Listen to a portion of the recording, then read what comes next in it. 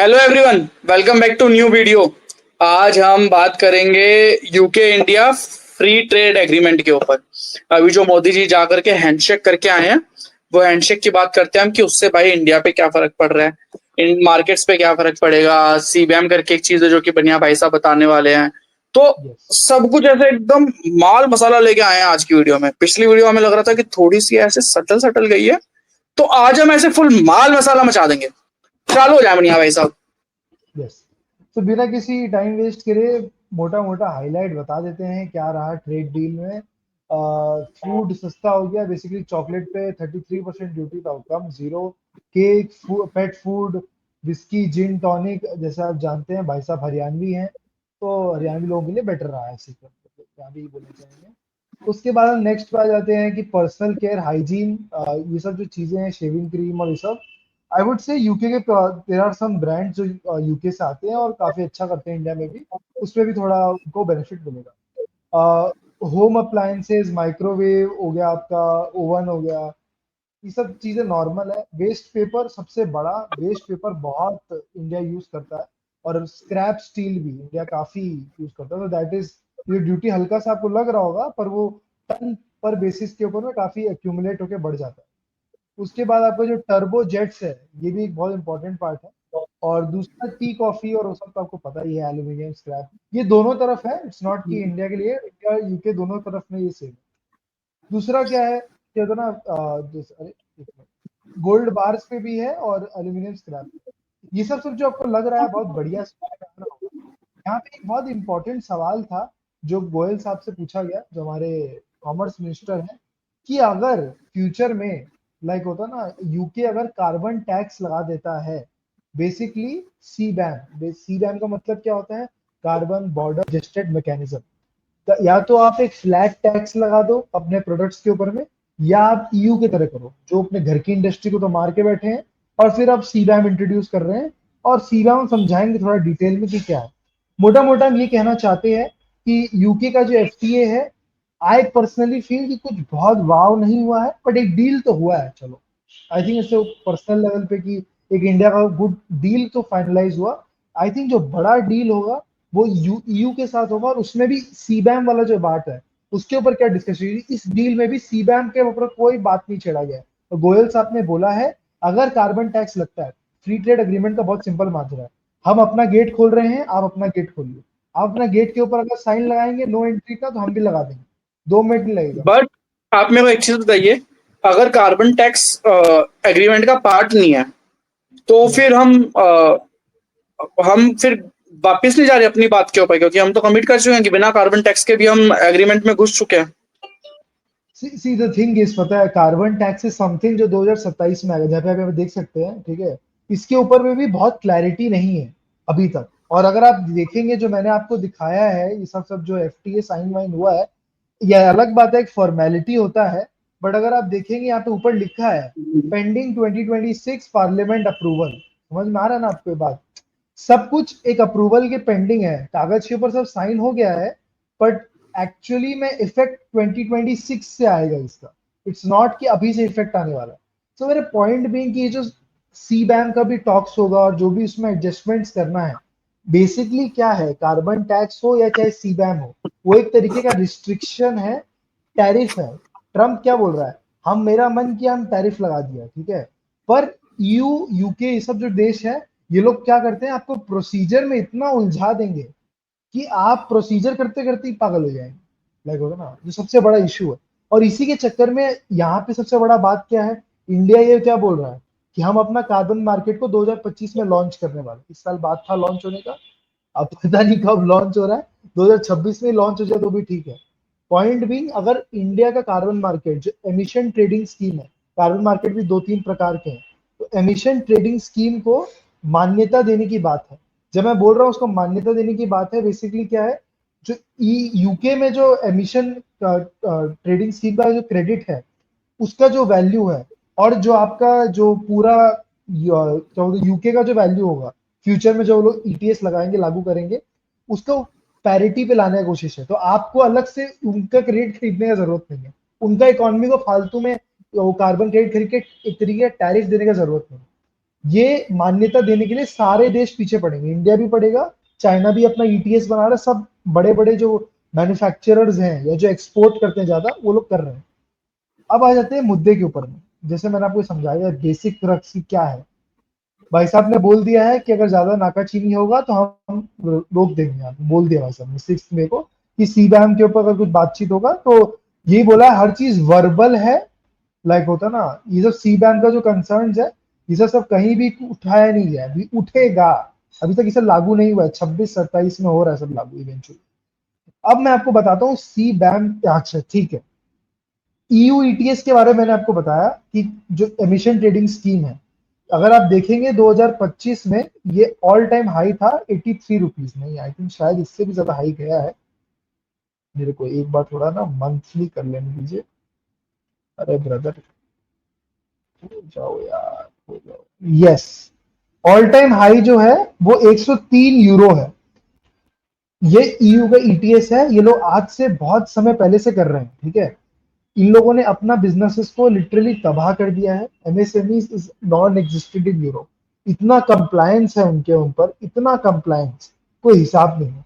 अब वो लोग खुद बोल रहे हैं वो लोग कंप्लायंस कम करना चाह रहे हैं, पर एक अच्छा चीज क्या हुआ है, इतना कंप्लायंस का अब उनको आदत हो गया है। ईयू अब इंडियन बिजनेसेस को अभी तक आदत नहीं हुआ है, क्योंकि इंडिया के अंदर इस तरीके का कंप्लायंस नहीं है। Not in the carbon space, समझिए यहाँ पे बात को। कंप्लायंस इंडिया के अंदर भी बहुत है, कार्बन स्पेस में इतना नहीं है, कार्बन क्रेडिट खरीदने का।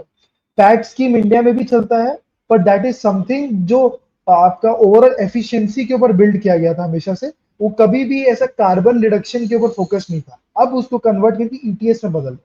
बेसिकली ये सब स्कीम्स है, इसके ऊपर थोड़ा अगर आप पढ़ेंगे तो आपको भी समझ में आएगा, वरना हम एक और वीडियो बना देंगे इसके ऊपर थोड़ा और डिटेल में जाते हैं कि क्या क्या। दूसरा चीज पे अब आ जाते हैं कि ईयू का जो ईटीएस का जो प्लान है, ये 2019 में उन्होंने इंट्रोड्यूस किया था उनका ग्रीन डील के नाम पे, और उन्होंने बोला वो फेज वाइज करते जाएंगे। तो बेसिकली क्या हुआ, 2023 में उन्होंने अडॉप्ट किया अप्रैल में, 2023 अक्टूबर में उन्होंने इफेक्ट किया। ये फेज 1 है उनका। फेज 1 में 8 या 9 इंडस्ट्रीज ही हैं जिन पे वो फोकस कर रहे हैं। सीमेंट, एल्यूमिनियम, स्टील, और भी बहुत सारे हैं, मतलब मेरे को एकदम on top of my mind नहीं आ रहा है क्या क्या है।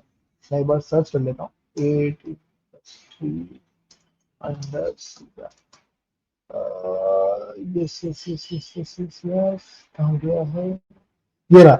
आयरन एंड स्टील है, इलेक्ट्रिसिटी है, हाइड्रोजन है, केमिकल है और डाउनस्ट्रीम प्रोडक्ट्स है। ये मोटा मोटा आपका बेसिक प्रेमिस है कि कौन से 8 इंडस्ट्रीज हैं जो सीबैम के अंडर आते हैं। अब नेक्स्ट मुद्दे पे आ जाते हैं कि सीबैम का आप कहाँ जा रहे हैं। 2025 में importers will be subject to CBAM requirements.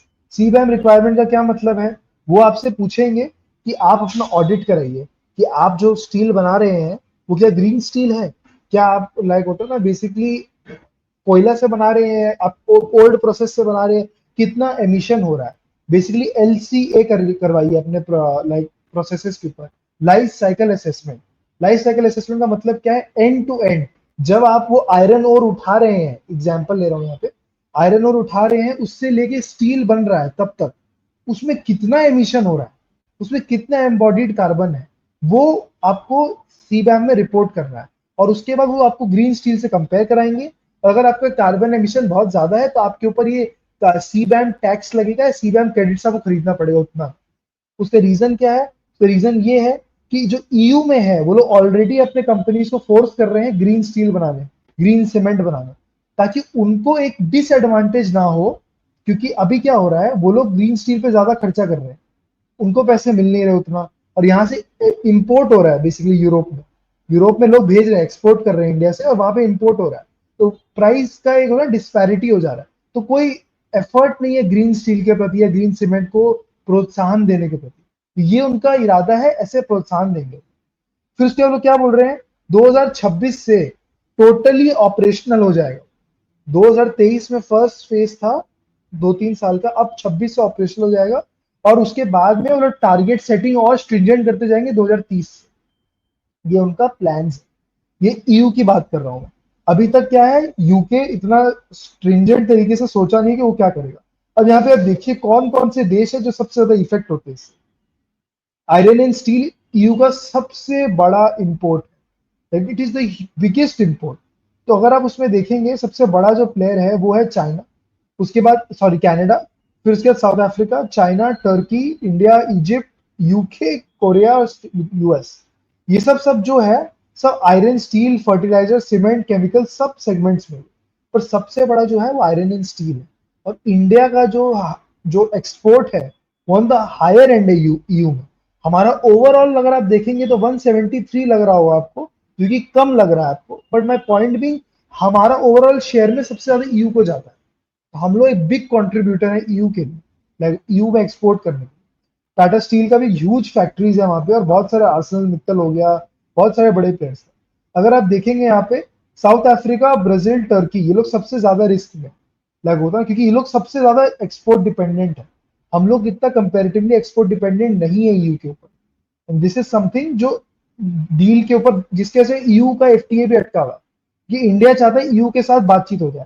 अब जैसे आप देखेंगे यूके का ईटीएस भी है, उसका अगर आप देखेंगे सीबैम चार्जेस एंड ऑब्लिगेशन फ्रॉम 2022-34, अगर आप यहाँ पे देखेंगे आपको प्राइस में क्लियर लेआउट दिखेगा कि कैसे ईयू का जो प्राइजेस है वो एकदम से शूट कर रहा है, और जो यूके, क्या कनाडा, कैलिफोर्निया ईटीएस तो आप एज गुड एज डेड मानिए कि ट्रम्प बाबू आ गए हैं, तो दैट इज नॉट एप्लीकेबल एक तरीके से, it's a state, it's not a country basically.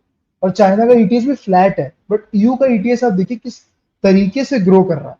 They are expecting unprecedented growth in tariffs जो वो लोग लगाना चाह रहे हैं।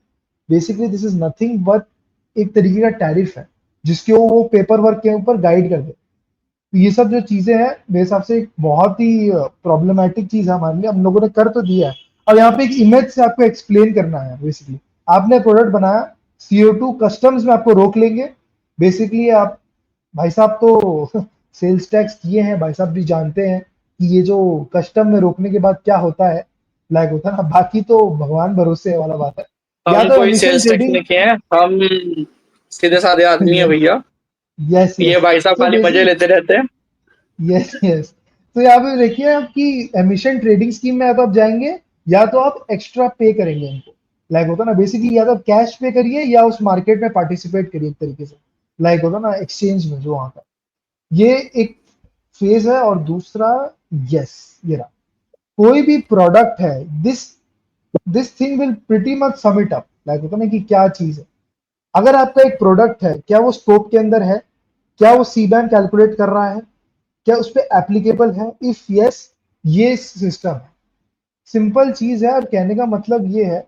और एक सीएससी बोल के मेजर थिंक टैंक है इंडिया के अंदर में, उन्होंने एक रिपोर्ट बनाया है। उस रिपोर्ट में ये देखा गया कि कैसे अनफेयर है ये, लाइक होता ना ये जो बॉर्डर टैक्सेस है, लाइक ये लोग काफी अच्छा रिपोर्टिंग करते हैं सेगमेंट के ऊपर में। They are one of the premier players. आपका सीएससी जो है कार्बन और बेसिकली इन्वायरमेंटल पेपर वर्क पे काफी अच्छा है इनका काम।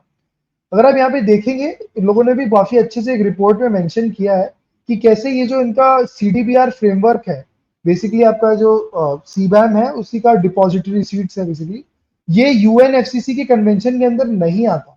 ये अलग अलग चीजें कर रहे हैं सब लोग, लाइक होता ना, which will be problematic India और सारे डेवलपिंग कंट्रीज के। सो भाई साहब, इतना कुछ हमने बताया है, आपको क्या लग रहा है कि ये जो डील हमने किया है यहाँ पे यूके के साथ में, इसका क्या फ्यूचर, और ईयू का आपको लग रहा है डील में हम लोग को सीबैम इंक्लूड करके चलना चाहिए, या फिर क्या है, क्या सीन लग रहा है? म्यूट पे है भाई साहब, भाई साहब म्यूट पे है भाई साहब, भाई साहब। मैं कहना चाहूंगा ये सारे क्वेश्चंस मेरी पे ग्रेड से ऊपर है। हमें नहीं पता ये सब चीजें भाई, बहुत बड़ी बड़ी बातें हो गई हैं। मैं बस इतना कहना चाहूंगा कि देखो, इंडियन जो कंपनीज हैं उनको फाइनली बिना प्रोटेक्शन के compete करना है अब, जो कि लंबे टाइम से काफी सारे सेक्टर्स में बढ़िया प्रोटेक्शन चल रही थी। अब फ्रेश प्लेयर्स की एंट्री होगी।